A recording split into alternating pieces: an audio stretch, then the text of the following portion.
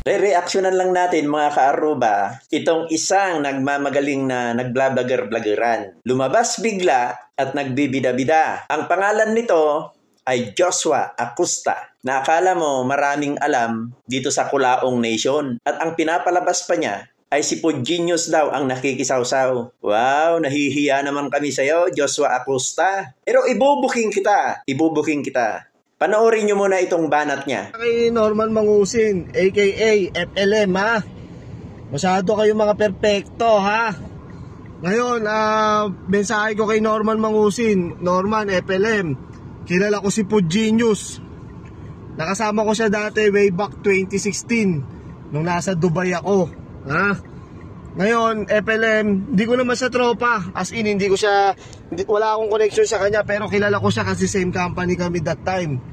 So ngayon, FLM, marami ang issue si Pudginius before. Daming kinakaharap na issue niya sa Dubai, kaya marami rin kaming mga OFW na galit dyan. Ngayon, Norman Mangusin, FLM, kung gusto mo talaga makilala si Pudginius, bibigyan na kita ng idea, basta't i-PM mo ako. Tatapusin natin yung mga kalokohang ginagawa niya ni Pudginius, FLM. I-PM mo ako sa page ko o kaya sa ano ko. Ngayon, Pudginius, may katapusan lahat ng mga ginagawa mo sa kapwa, ha? Nakikisali ka sa beef ni Makagago tsaka ni Mangusin na dapat hindi ka naman sumasali. Kaya ngayon, bibigyan kita ng dala. Lugi naman yung tao, lagi yung binabaterya sa social media. Para naman kahit pa paano may laban. Total, gawain mo naman talaga yan. So FLM, PM mo ako. Ito, hindi ako dummy. Vlogger talaga ako. Kaya may makakaasa ka sa akin. Yun lang. Kayo, mga pinagagawa nyo ha. O, di ba? Akala mo maraming alam sa issue. Ito, ang modus nito, magparami ng followers para kumita din. Para sabihin na isa rin siya sa gatas na gatas. Di ba? Pero may ipapakita ako sa inyo kung ano yung plano niya. Dito, mabubuking siya.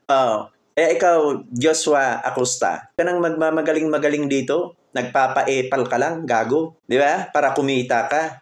Gas-gas na sa amin yan. Hindi ka uubra dito sa amin. Eto, tingnan ninyo kung ano ang plano niya. Ha? Meron siyang private message. Yan, ang tignan ninyo. Ha? Di ba? Ulol, huwag kang magmagaling dito. Yun lang ang masasabi ko sa'yo. Huwag kang magbida-bida. Wala kang bilang. Gusto mo lang ng followers? Kumita?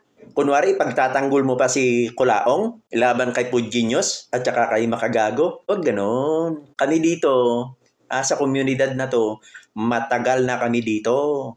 Alam namin ang pasikot-sikot. Kahit maiksing tanong lang, kaya naming sagutin yan. Hindi katulad mo na nakikisaw-saw lang. Yan ang tandaan mo. Ha? Huwag kang feeling.